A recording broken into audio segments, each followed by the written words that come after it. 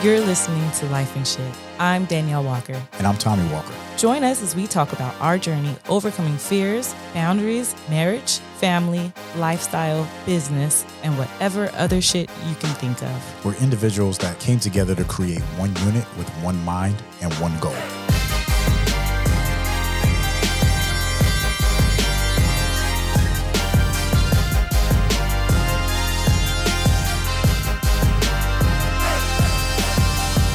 Hey, what's up, Dani? How you doing? I am good. How are you? Outstanding. I got a question for you. Okay.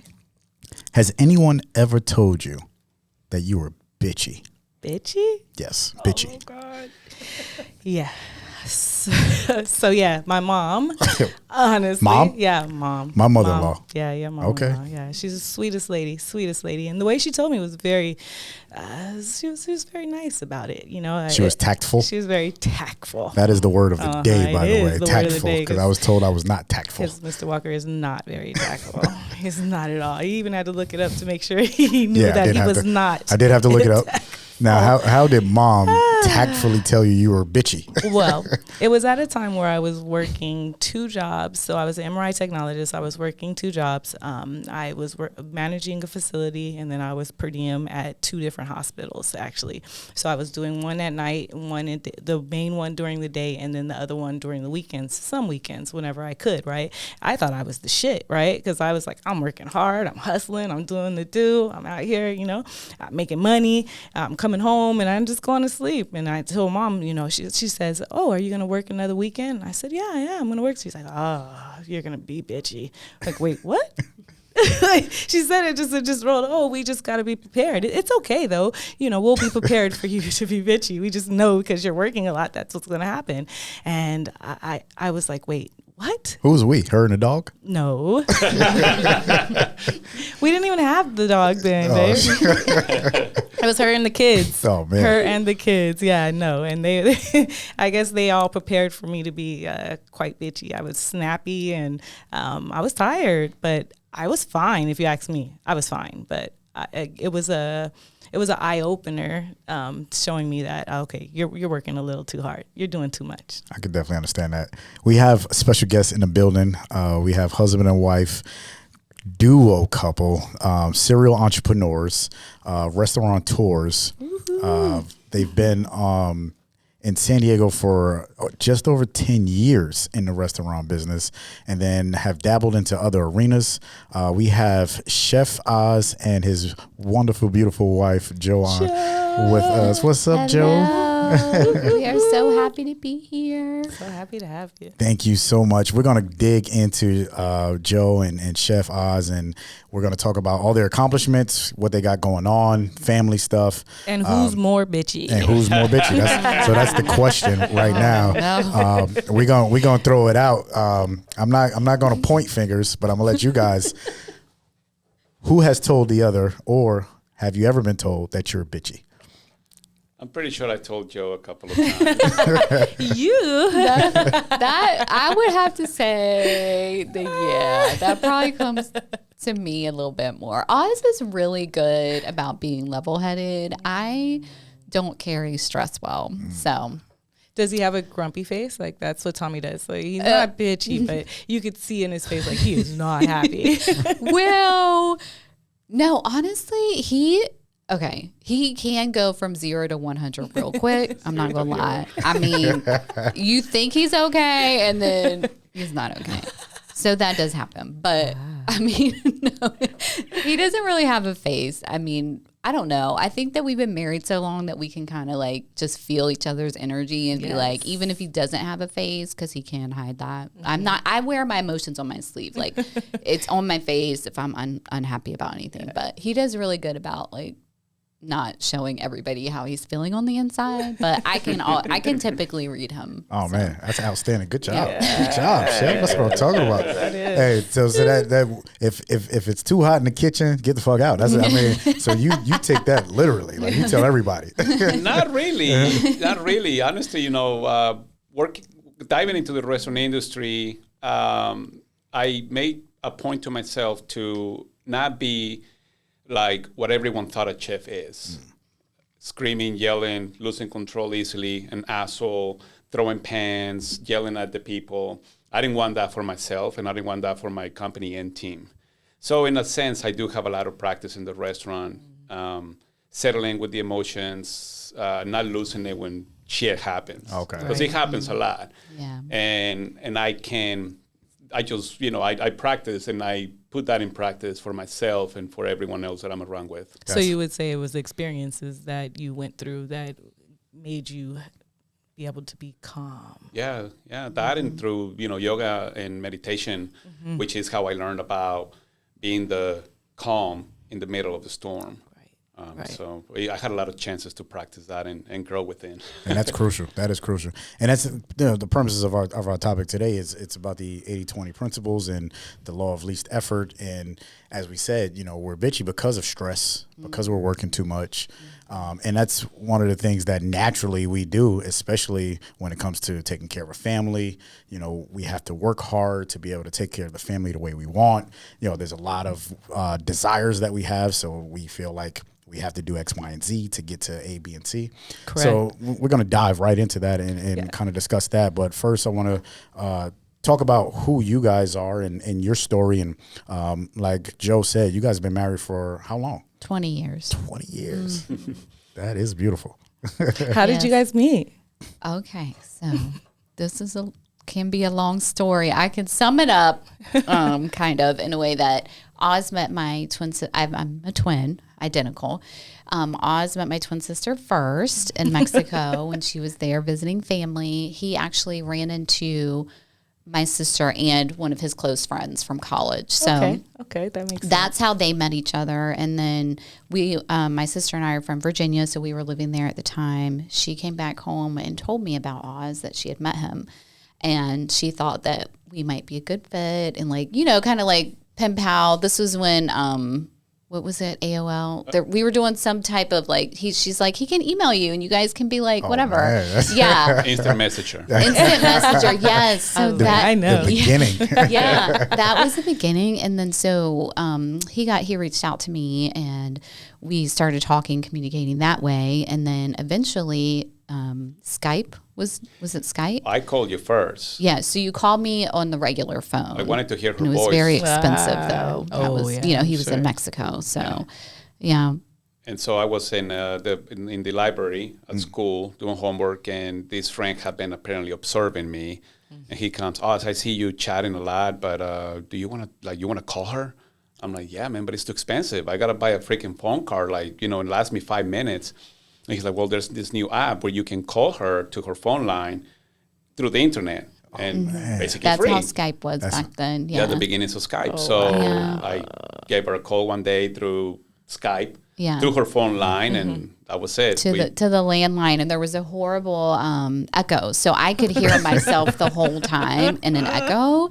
But we would talk for hours. I mean, we spoke for hours on the phone. We did this for about 2 weeks. No, we chatted online for 2 weeks. Then he called me.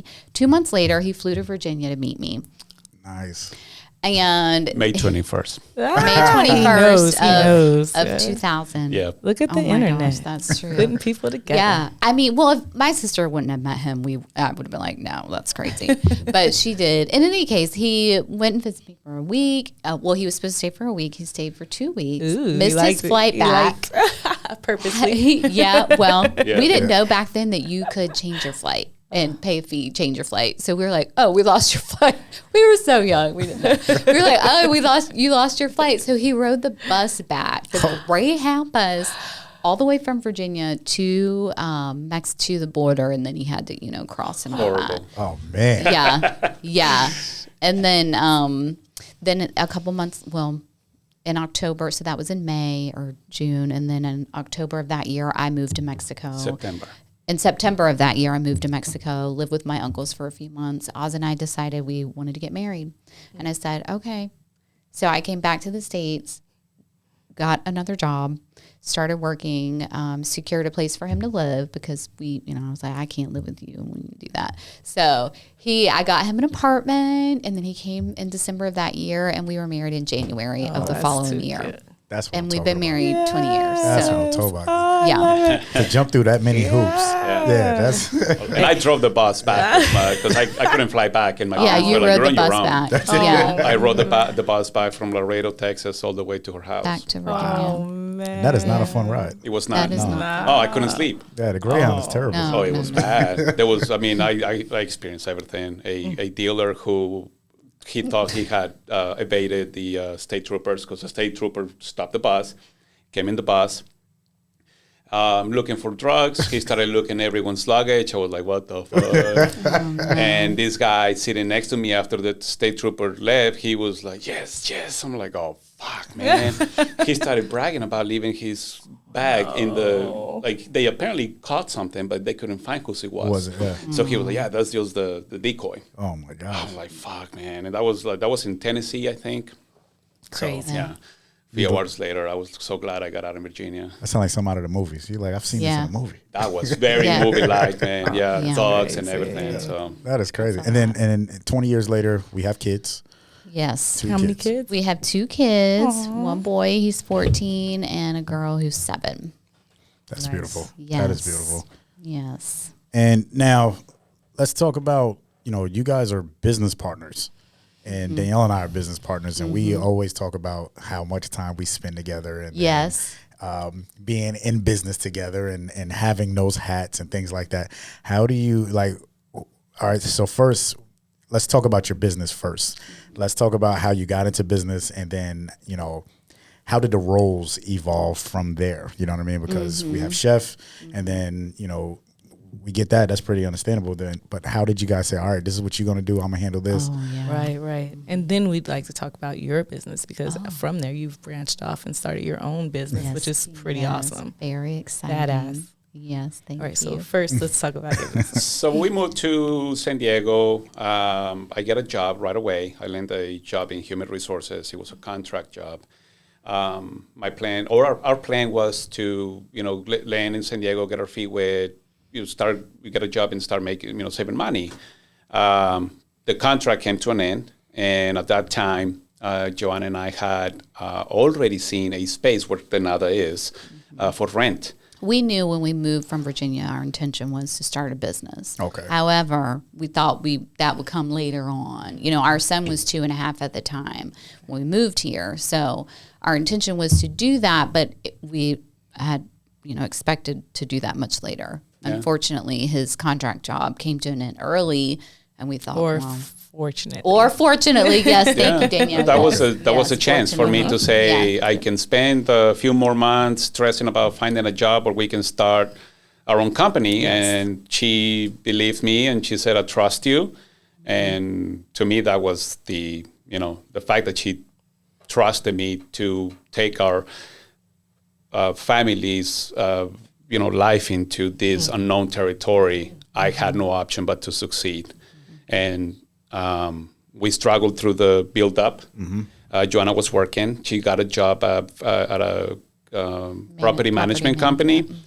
And I was basically supervising the whole project of building up the building, which was not suited for a restaurant. The day before, or the 2 days before we opened, I told her I can't do this alone. Meaning she needed to help me buying supplies and running the books. Nice.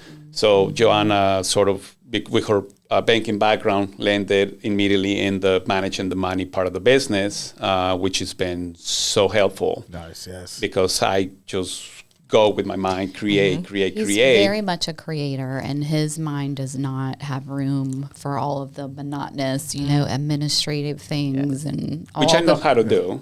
Yes, he does. But yeah. thankfully, I have a wonderful partner. Yeah, exactly. Yes. You got to realize where your strengths and weaknesses are. Exactly. Right. Yep. And build on them. Yeah. Yes. That's beautiful. So that's what we did. Yeah. We So- saw our strengths and weaknesses, and It Joanna. kind of just happened naturally. I mean, Oz, obviously he's a wonderful chef, and he's very creative, and he has all of these visions for things and how they should work. And I always think of it this way, that so he's up here and I'm like, my feet are on the ground and I'm kind of like holding him. Okay, we could go that far. Okay, but not that That's far. it. You kind of have, and I feel like in any relationship, regardless if you're business partners or not, but you do have to have a good balance Yes. of, That has been our life, which we translated transposed into the business. Basically, you know, what is it? Almost 10 years in marriage when we opened the Nada was like, okay, you know, we can live together. It's basically the same, but with a business.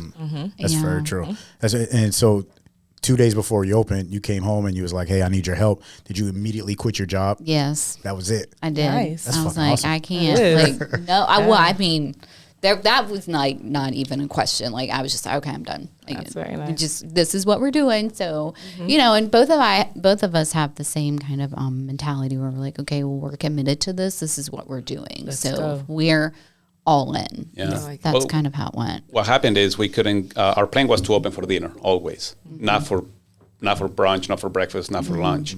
But when we started getting our permits, we couldn't get our beer and wine license. So we're like, how the hell are we sell gonna alcohol for the first couple of months that we were open, which is very hard. How are we gonna subsist? Well, we gotta open all day. Hence, I couldn't. If I had to be open by a certain time, I can't go do the shopping.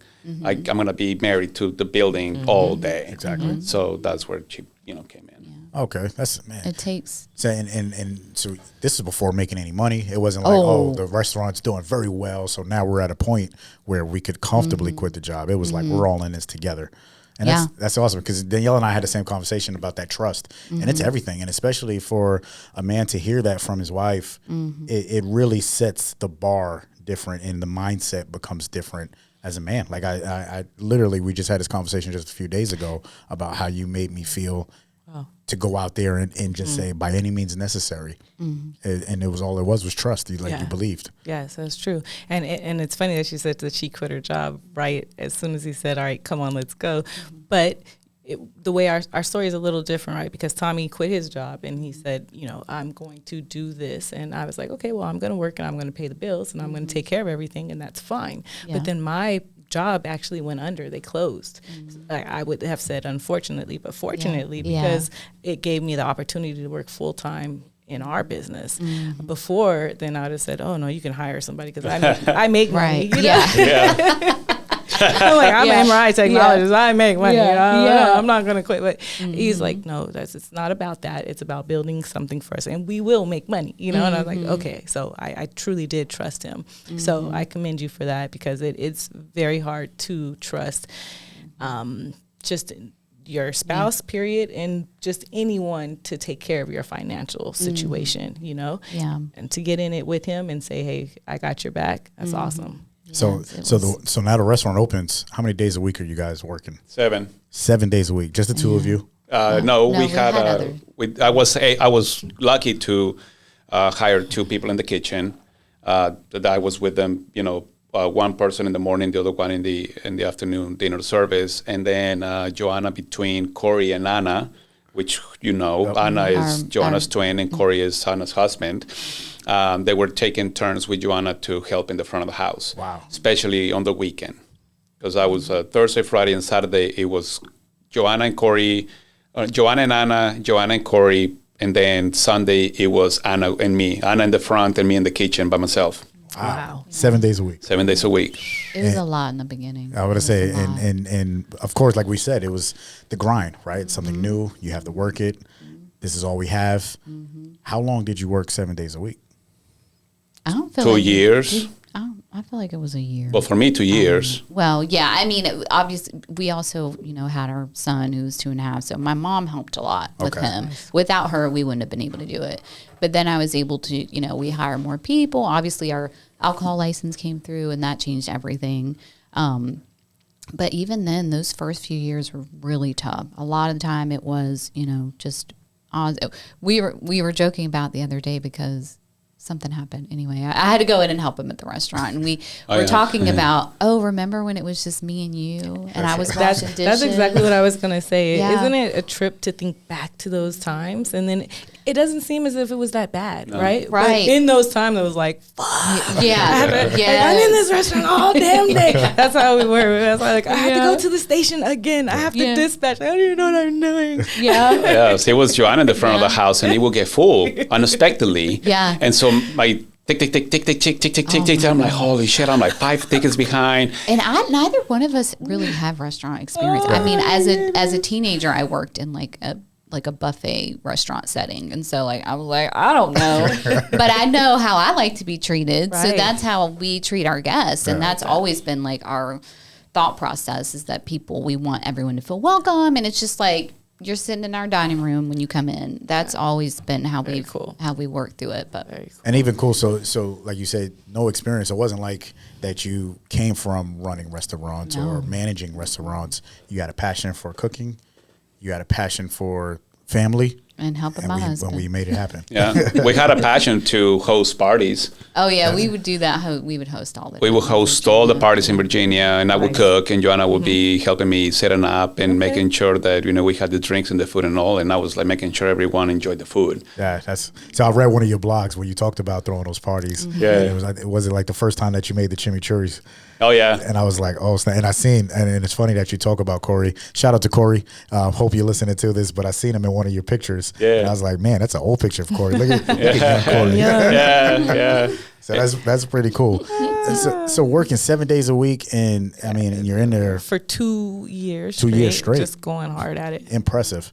What changed? Like, I mean, well, let me ask you this. Let's go backwards. Did you have financing going into this? Because that's a big thing as well. Mm-hmm. Well, we were self-financed and with help from our families. So thankfully we didn't have a loan, like a business loan that we had to worry about. But it's like when that money's gone, it's gone. Yes. So we had to rely on the income from the business because the build out was so expensive. And we had no idea. We didn't it's expect like it. when we look back now, we're like, why did we spend money on that? Like, why didn't we know what we know now? So we learned so much. That's in the very true. beginning. Did you try to go get financing? No. No, you just like, we're going to do this. No. By any means necessary. Yeah, because I knew, we were a new business. We were new to San Diego. We just moved. We didn't have ongoing income. We were just like, I was like, there's no way anybody's giving us any money. Like, what we have is what we have, and we have to make it work. Well, I've been told no by the bank 3 times before. Trying to open 2 gyms with Corey and expanding a restaurant with a friend of ours who asked me to partner up with them to help him expand. So I put a business plan together of expansion, went to the bank, and they're like, no. Same with Corey. We put a business plan together, went to the bank, no. So when it comes to financing, the one thing that, just in my experience, and I'm sure like Oz that you just said, as a minority, it's just very difficult to find financing. And it sucks. And that's why we're forced to go at it on our own because of 2 reasons. We know we're going to get told no, maybe because of education on how to properly put things together. But then when we do come to the table with all the requirements, we still get told no. So, and then the fear of going into debt. It's like, well, I don't want to be in debt. Starting out. But yet people do it. So it's just one of those things I had to ask and wanted to find out because most of the people that I know start their businesses on their own, cash, grind, grit, whatever it takes, and make it. And you guys have done that. And so again, my hat's off to you for that one.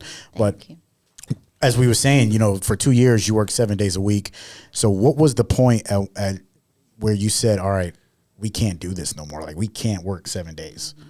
After one of those days, the table at home with Joanna, I asked her to help me run the numbers to see the sales for Monday. Was the first day we closed, or Sunday for dinner? I think it was, we flip-flop between Monday and Tuesday because those are always Monday and Sunday, right? Yeah. So we try, basically we decided to assess the sales for either Sunday brunch, dinner, or Monday. And we saw that we weren't, bringing enough money to pay for that day, at least to pay the minimum to cut even. And so I told Joanna, we're working our asses off, and it's basically Mondays is dragging from anything else that we do during the week. And it took us, like a week to really think about it, and boom, we shut it off. And as immediately as we did that, obviously, you have more energy, you have more rest, and you have more time to actually put ideas into growing. We started seeing the difference. Yes. So that went on for a couple more years. Basically, by year 5, we weren't opening for Sunday, or Sundays for dinner or brunch, or Mondays for dinner at all. Wow. And of course, we benchmark with other restaurants, and a lot of restaurants close on Mondays. And a lot of the reason is for that. that you need a break, and you need to work also on the managing of the business, growing of the business, not so much the hard work of producing. You need time to think about how you're going to produce better. Gotcha. And I was going to ask, so what did you do on those days off now? So now you're closed. So now, well, we thought about this as well. The whole point of owning your own business. And I always come back to this with Oz because he will work 7 days a week and it will be all day long. Like, why do we own our own business if we're not enjoying, the other aspects of being your own business owner, that you can set your schedule, that you can decide, okay, today is family day, and so that specifically is why we chose Sunday to close because, the kids aren't in school that day and we could be together as a family and have our family time. And for us, that's more important than we were open on Sundays for a long time, but even if you're not, and we weren't there, so we still had our family days, but because the business is still open, we're still, it's in the back of our minds that we have to be available. So over time, we progressed into realizing, why are we even doing this? You have to remember what your intention is. And so, yes, that makes a lot of sense. And it seems as if you guys are already experiencing the law of least effort. Acceptance is the first part of that, right? Just accept okay.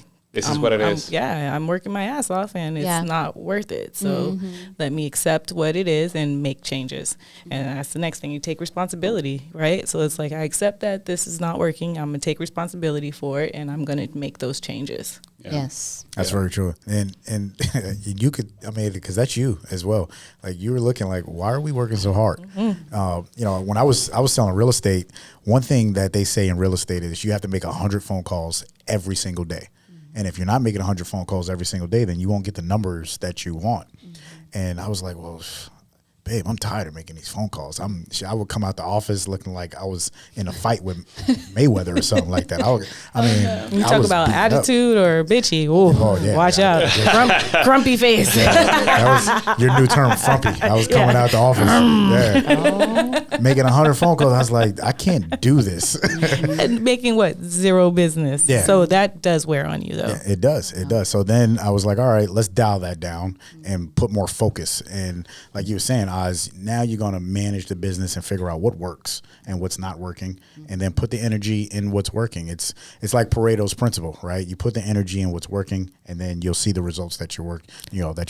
And that's another law of least effort, right? It's surrendering to what that's one of the hardest ones to me, is to actually surrender. Okay, I can't do it. I can't control everything. Yeah. I want to, I really do, and I really feel like I can, but I can't. Yeah. So I have to surrender to those things that I can't. Well, yeah, popular culture is all about hustling and working hard and working your butt off until you die, and it shouldn't be like that. Mm-hmm. Like Joanna says, you gotta enjoy you gotta enjoy life. Yes. Very true. One of the biggest things that I've seen and heard too is to just experience nature, or to watch nature, explore nature. Right, the grass isn't forced to grow. Right. The birds they survive, right, without forcing, and they live, they make it. So just like the trees grow, so we will make it. We will. Yes. We don't have to force it. So you guys accepted that you were working your ass off, and then took responsibility. You took responsibility and said, all right, let's change it. Surrendered. You surrendered. So you was like, all right, fuck this. Yeah. I give up. But it wasn't a give up like I quit. It was like, all right, let's be smart. Yeah. And then there's 2 more principles. There's a couple more, but observing nature is one. Okay. Right. And then fight the urge to react. So that's basically just being able to be positive, to put a bubble around you. It's easy. What's the saying? You have to learn to respond, not to react. Oh, yeah, right? Yeah. So it's easy to react. Someone does something to you, and slap them back. That's just easy. That just came natural.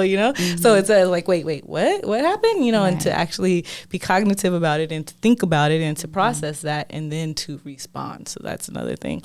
And then to accept your feelings, because a lot of times it's hard to accept feelings. It's hard to even go through those emotions. I know you probably know how to channel those feelings and to kind of ride them out, but not to jump in them and go with them, you know? So, but accepting them, like, that's how I feel. Like, that's just how I feel. And then to be present. So to be in the present moment.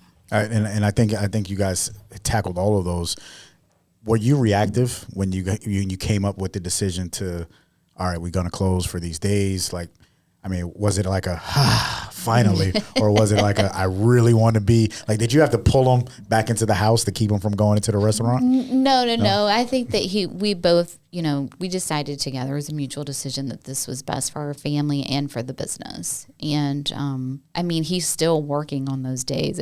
He just wasn't cooking, he wasn't in the restaurant. Yeah, social media, there's always emails, something that had to be done. phone calls, There's always something that had to be done. It was a relief for me to have Joanna believe in that. I mean, it was because I feel vulnerable. I'm the man, I grew up in a patriarchy kind of culture, and not working my ass off is totally against what people in Mexico think. Right. And so, I grew up when my dad was basically never home because he was always working. And for me to have my wife and life partner saying, it's okay, we can do this, and I want you to be home because we have family, this is why we got married, it's a relief. It's first putting myself out there feeling vulnerable because it's like, oh man, what am I doing? I should be a man and stuff like that. Exactly. But I can also be a man and be at home and not having to work my ass off because eventually I want to be, if I'm going to grow old, I want to be healthy and be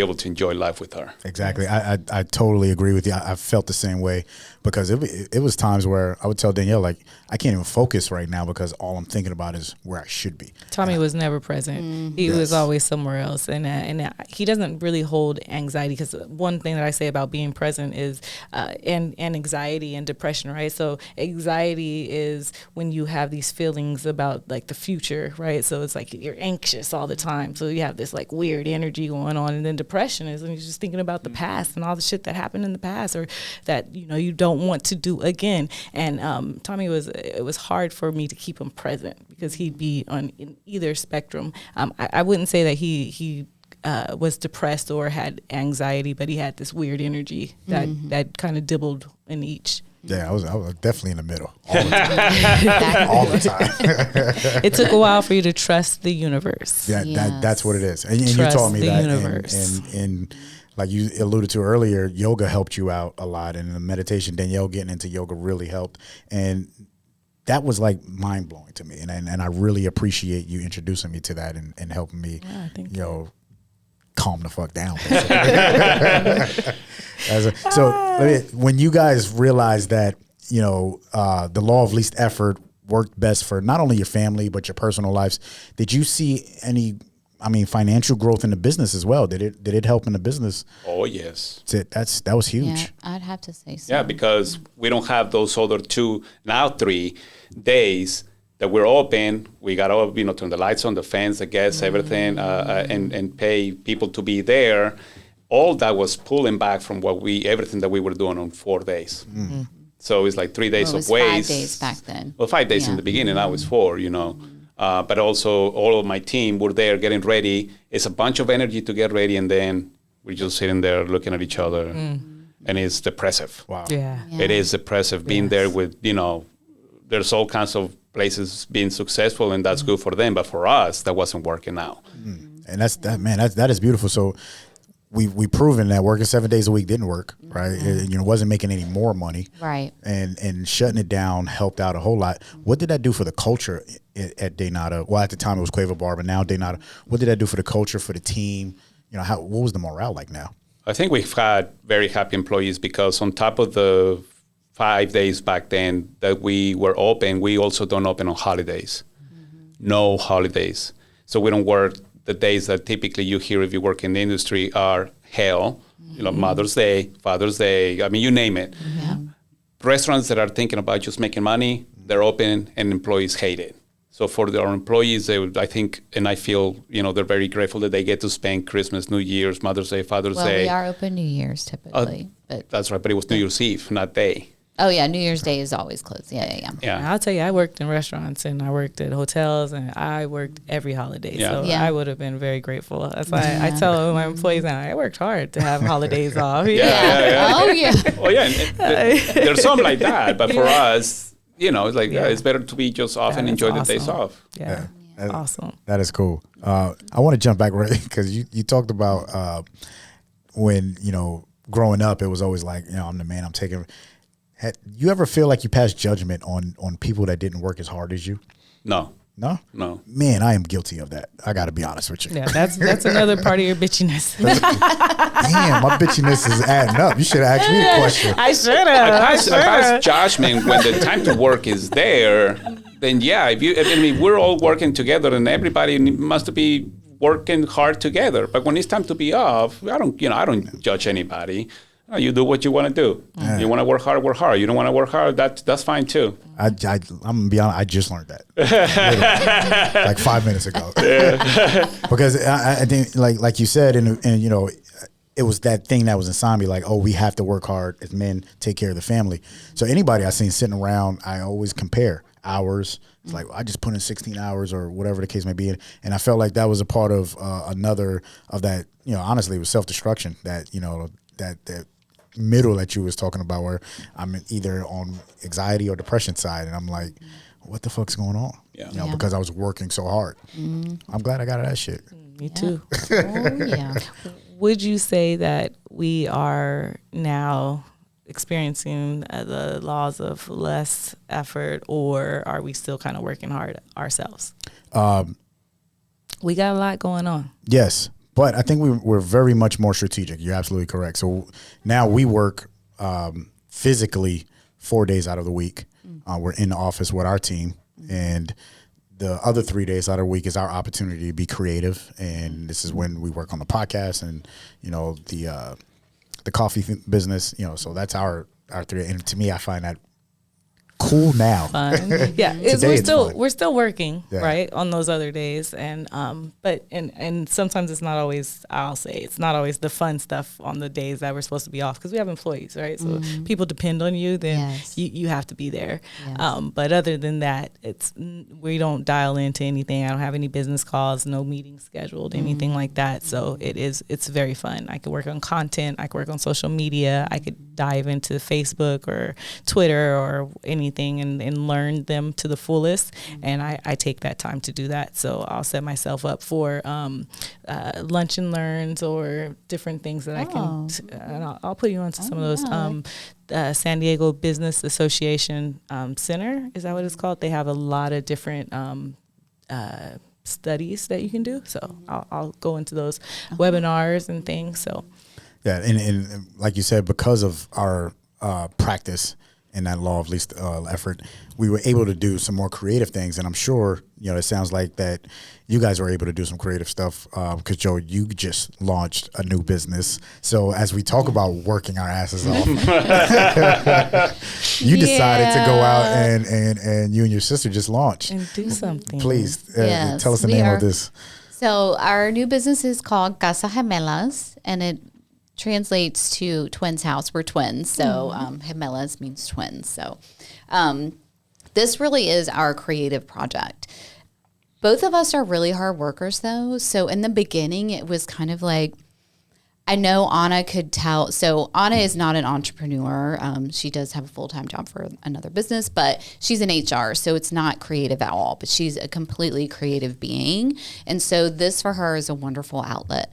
But I could tell in the beginning of us launching that I was the one that was more like business focused. And I was like, we got to do this. And I'm like on her all the time. And she's looking at me like, no, that's not what this is about. This is creative fun time. Like, this is fun, Joe. She calls me Joe. She's like, this is fun. Like, we're supposed to be enjoying this process. Nobody's yelling at us. We don't have deadlines. Like, we can do what we want. And I'm like, oh, that is very true.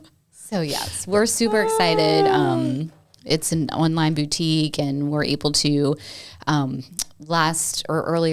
earlier this year, we went to Tucson, and we were able to purchase minerals and crystals, which is something that we're really, really interested in. That's part of our retail shop, so we can bring those wonderful items to other people to enjoy as much as we do. We have a vintage side as well, and so we love vintage items. And to be able to cultivate really cool, fun things for other people to enjoy is also something that we're really passionate about. I love that. What are some of your favorite crystals? Okay, so I have this fluorite on my buffet in the dining room right now that I'm obsessed with. But I feel like, I don't know, and when we were in Tucson, we found this argonite, calcite argonite that was mined in Chihuahua, where my dad is from. Aww. So that was very special to us. And that's another crystal that I really, really, really am drawn to. So those I mean, I'm drawn to most of them, but those are the two that come to mind. That's super dope. Tell me the name of it. Casa Jamelas. Jamelas. I like that. Casa Jamelas. We just launched our website today. Is that today? Yeah, that was today, this morning. Oh my goodness. What's the website? That was a lot. It's casajamelas.com. Okay. Check them out. And Jamelas is with a G, Gemelas. And of course, you can find your Instagram. Yes, we are on Instagram, and we're always, posting new items that we've come across that we can share with you: jewelry, accessories, home decor. Super dope. And believe me, I'm looking at the website right now. It is beautiful. Thank you. He showed me. He's like, you have to look at this. You have to look at it. It's gorgeous. We put, like I said in the beginning, it was a lot of pressure to get it done, and I was like, who's telling us this has to be done right now? Why? I was. Well, actually, that he did have a lot to do with. He's like, why is your website not up yet? People need to see your website. I was going to say, girl, because Tommy would have been on my ass. I am not like, I could see it on his face. He's like, Danielle, in the beginning, he was, and because that's how our partnership has been for the past. Are you doing a business or you're having fun? Yeah. Well, you can do both, but the business, you got to put the system, the practice and to don't it. start spending money on the business that you're not making money on, right? Because then they're really like, wait, hold up. Are you spending money but not making any money? And it's fun? No. Well, I have to say, I'm the one that's normally like that. I'm like, wait, we're spending money on what? And on you did say you like, pull them back down. Yes, I do. And so that's why he all the finances and everything. And Anna's telling me, Joe, we got to spend money to make money. I said, you're right. Okay. Joe is she's the one. Joe is a mom figure for all of us in the family. I'm kind of the one that's like, well, yeah. I'm working on that. I'm working on loosen up, to be honest. This podcast today is a big step for me. So thank you. Well, we appreciate that. Yes, and Oz, you actually helped build the website. So you have your hands in helping with this business as well. As much as they want me to. I offer in the beginning. I mean, I want them to succeed, and I've seen this business relationship in the making for a long time. And probably 3 times in the years that I've known them, I've been like, when are you going to do something? Well, we're not ready. I'm like, when are you going to be ready? You talk about it all the time. Eventually, I stepped back and they came up with the news that they were ready. And I was like, okay, cool. I'm all excited inside. And I'm like, well, if you need me, I'm here for you. So Joanna, I need help with this. Okay, this is how you do it. How do you do this? That's super dope. That's super dope. I mean, we know where you are. We know you're on social media and all that stuff. But when it came down to the law of least, because that was in one of your blogs. Mm-hmm. So when it talks about the law of least effort and the 80-20 principle, just from an individual standpoint, just your final thought on why you think it's the best effort to work your ass off and then kind of scale back and kind of reflect on that. If you just give us a final thought on that and what people should do if they're thinking about that. So the question is how we came up to the thinking like that. Our spiritual growth together. We started looking at the law of attraction, reading books that related to that. Eventually read more about Deepak Chopra, David G., and all these other authors that pull from that idea of the least effort. And you start seeing it. And like in self-growth kind of books, you start seeing these ideas presented in different ways. And I mean, you eventually believe in the idea and you put it to practice and it feels good. So that is an assertion to your belief when you feel it. Because like when we talked about it, like you was saying, yes, we're going to work less and have better results. And then we're like, it's the law of least effort that we just read about. Oh my gosh. And you feel it in all your body. So to us, that was the point of saying, this is the way to go. That's pretty dope. Super dope.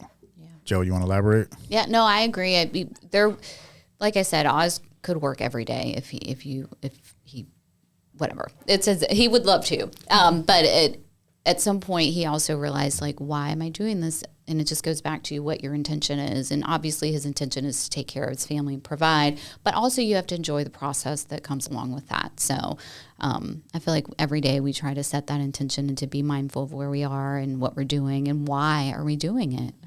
That's huge. That is very huge. That is. Final is huge. thought? Final thought is I'm glad I don't work my ass off anymore. Cheers to that. Yes, definitely cheers to that. And I am very glad that my mom pointed out to me that I was being bitchy and didn't just deal with my bitchy attitude. That's super dope. And I'm gonna piggyback same thing as you said, but my final thought is I'm glad to have someone in our lives that actually will say, hey, it's okay to step back and take a breather. You know, like that's one thing that Danielle's always taught me is you need to breathe.